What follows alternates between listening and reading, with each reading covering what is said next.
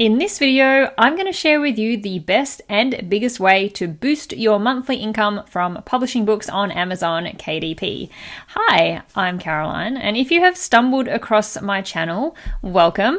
Every single week, I share videos all about self-publishing books, and you're watching one of them right now. So thank you so much for taking the time to join me here today. There are two different types of niches that you can choose to publish books in, and these two choices are either evergreen or holiday or seasonal niches. Evergreen means that niche is popular all year round. It isn't heavily influenced by any of the seasons or any holidays that happen throughout the year, and these kinds of niches are able to provide a nice steady income each month throughout the year. The other type of niche, which is the seasonal or the holiday-based niches, are just that. They are focused on something happening at a particular time of the year and usually will only sell at that time of the year. Think times of the year like Christmas, Valentine's Day, Halloween or Easter, and even just the general seasons like spring or summer. I personally think it is a really good idea to have a mix of both evergreen and seasonal books if you can. And in this video, I'm going to show you why publishing books around holidays is the best way to boost income from the sales of your books. We are currently in March, and during March we have St. Patrick's Day and we have Easter approaching. While I know that publishing books focusing on specific holidays can give you a really nice boost of income at certain times of the year, I was really reminded of that this week when I was browsing on Amazon. I hopped onto Amazon and I went to the main book page to start having a look at niches to see what new books have been published. And on that first front page of the book section, I was smacked in the face with this: the number one book on Amazon, that coveted spot that every book publisher strives for. And I have continued to check this page each day of the last week, and that number one book has not changed. So the number one spot on Amazon basically means that you are selling more books than any other publisher or author on the planet right now. So this book that we're about to look at is a children's picture book. It is beating every major publisher, every major author, every famous celebrity, every person influencer on social media who has massive followings. And the number one book on the whole of Amazon right now at the time of filming this video is this children's picture book called How to Catch a Leprechaun. For anyone unfamiliar with leprechauns, this is related to St. Patrick's Day. So the number one book on Amazon is related to the Irish holiday of St. Patrick's Day. Now, this book is not self-published. It is not a self-published book. It is traditionally published, but the author of this book is actually Australian and has a whole series of how-to books. And these are some of the most popular children's books on Amazon. But he did start out self-publishing his books until he ended up getting a book deal with a traditional publishing house. So things have really just blown up for this children's author. It's also not a newly published book. It was published back in 2019, so a few years old, and I believe this was the first book published in this How to Catch series. Now, I know some people watching this video will say it's pointless to look at books that are not self-published, but at the end of the day, you're competing with all books on Amazon. You're competing with books by self-publishers as well as books that are traditionally published, and Amazon's customers don't really know and they don't really care who the publisher is of the book that they're buying. And it's always helpful to see what is trending with Amazon's customers, regardless of how the book is published or who publishes it. Now, out of interest, let's take a look at how many books a number one book might be selling on Amazon. I've just headed over to an Amazon book sales calculator and popped in a bestseller rank of 1, and it's saying that this book is estimated to be selling a whopping 80,000 books per month, or over 5,300 books per day. Imagine having a book selling that many copies. And this Helium-10 extension up here is showing that the book has made revenue of over $150,000 over the last 30 days. But let's just go back to the books category on Amazon, because this isn't just a one-off. In the top 100 best-selling books on Amazon across every single category in the books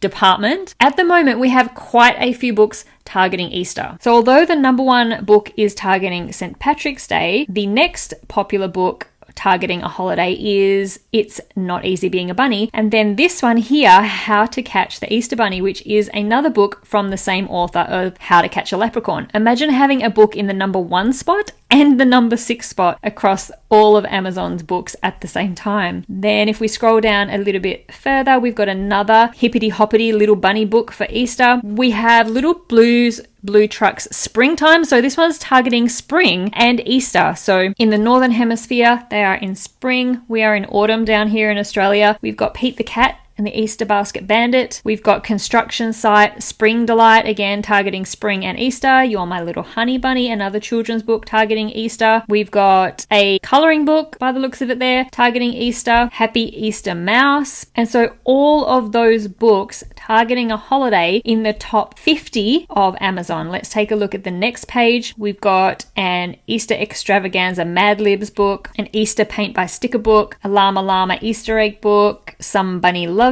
You. So we can see there are lots of books in the top 100 all targeting a holiday. And I always say that we should be looking at publishers, looking at brands and books that are already successful and look at their strategies to see what they are doing to sell their books so well and see the kind of success that you are perhaps looking for. And there is a reason why every major publisher and every major author publishes books targeting holidays and seasons. Now here I've just gone to the children's book section of the books department. So eliminating any of the fiction and non-fiction books that are aimed at adults that are not going to be related to Easter specifically, because that's the time of the year we're at. And I know that a lot of you guys are very interested in publishing your own children's book as well. So let's see what we've got just under the children's book section targeting kids. Again, the How to Catch a Leprechaun, still currently the number 1 book on Amazon. How to Catch the Easter Bunny, still the number 6 book on Amazon. This one we also just saw on the top 100 overall. We've also got a 5 Little Dumplings Easter story. There's the Blue Truck Springtime one again, the Construction Site Spring book, Hippity Hoppity Bunny. So basically the same ones we saw on the previous page, which was the top 100 across all categories on Amazon. So there's an interesting one. It's targeting the month of March, a children's book about the beginning of springtime and March celebrations. And so this calendar kids series, you're going to easily be able to have at least 12 books to go in that series, considering there's 12 months in the year. So this was another one that caught my eye that I've just quickly opened up. There was an old lady who swallowed a clover. This is a huge series of There Was an Old Lady books, and they have also created a book targeting St. Patrick's Day. Pete the Cat is a massive series of books as well. And even these spot board books for the really young kids, massively popular as well. So just reiterating the fact that there is a reason why these big publishers create books targeting holidays, and that's because they sell insane amounts of books at that specific time of the year. So these are all children's picture books, but publishing a book targeting a holiday or season is not exclusive to children's picture books. Low content books benefit from holidays as well. Let's do a search for some low content books specifically to see what kind of books can be made targeting holidays and niches, and we'll maybe have a look as well at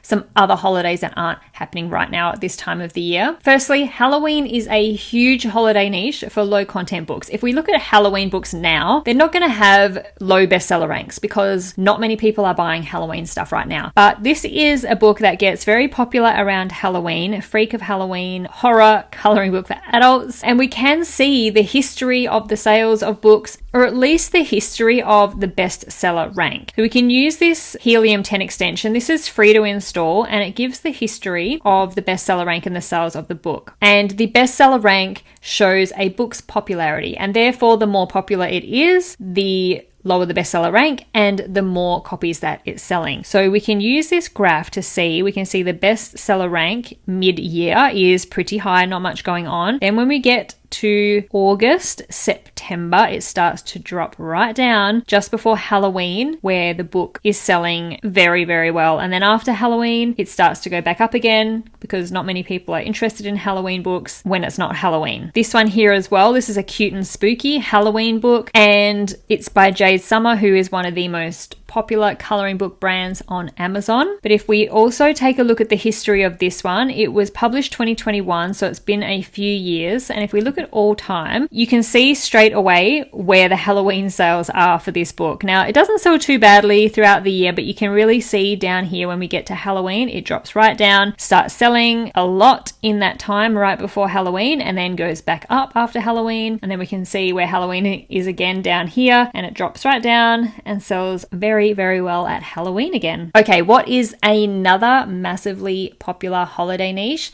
Christmas. Let's take a look at some Christmas books and see the trends of sales over the Christmas period. I searched specifically for Christmas activity book, but any of these holidays, Halloween, Christmas, Easter, these types of niches do well spread across all types of books. Children's picture books, low content books like activity books, coloring books, puzzle books, all sorts of the more fun, creative type of books, because these are the types of books that you give as a gift to kids. Maybe it's something that you give when they're on holiday and you're trying to find something for them to do, so you give them a puzzle book or a coloring book or an activity book or something like that. And I pulled up this one just to have a look at, published in 2020, Notebook Doodles Christmas Coloring and Activity Book. And let's take a look at the history, and straight away you can see where Christmas is on this graph. So you can see the fluctuations in the sales up until the end of the year when it starts to ramp up around October, November, and the bestseller rank drops right down just before Christmas. And then once Christmas is done, we're in the new year, the sales sort of fluctuate again, not really selling a whole lot compared to the Christmas period. We can see it drops again at Christmas, goes back up again throughout the rest of the year, drops again at Christmas. And I just love looking at these graphs to see the trends of book sales, books, bestseller ranks, and seeing just how impactful holidays and seasons can be. I've got another one here, A Very Merry Christmas Activity Book, published in 2018. And if we look at the all-time history of this one, a very noticeable trend around the Christmas time where this book just takes off and starts selling. And it has done every single year since it was published. The trend has just continued, and so this publisher can rely on the fact that at Christmas, this book is going to see a lot of sales year in and year out. I hope that you're able to see by looking at these examples how popular holiday books can be and the potential there is to have some really nice spikes in your income at several times throughout the year. So if you are interested in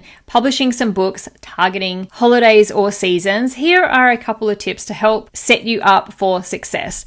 First of all, get your book ready and published way before the holiday arrives. You need to get it published at least a couple of months before the actual holiday. Customers will start buying books for a holiday or a season a good few weeks to a month or two before the holiday. They want their books all ready for celebrating whatever it is that they're celebrating. So you want your book ready and available to be purchased when those customers start looking for books related to that particular holiday. You need to take into account how long it's going to take to create your book, then account for the time that is going to take for Amazon to review it once you published it. And there's always a chance that they might come back to you saying that it doesn't meet their requirements or guidelines, so you will have to go and fix whatever it is they say is wrong with your book and resubmit it for review. And so you need to make sure you have enough time for that whole process. Another tip is to make sure that you are targeting the right audience with your book. So for example, if you usually publish adult coloring books, then in general, an Easter coloring book isn't going to be that popular with adults because Easter is usually just for kids, whereas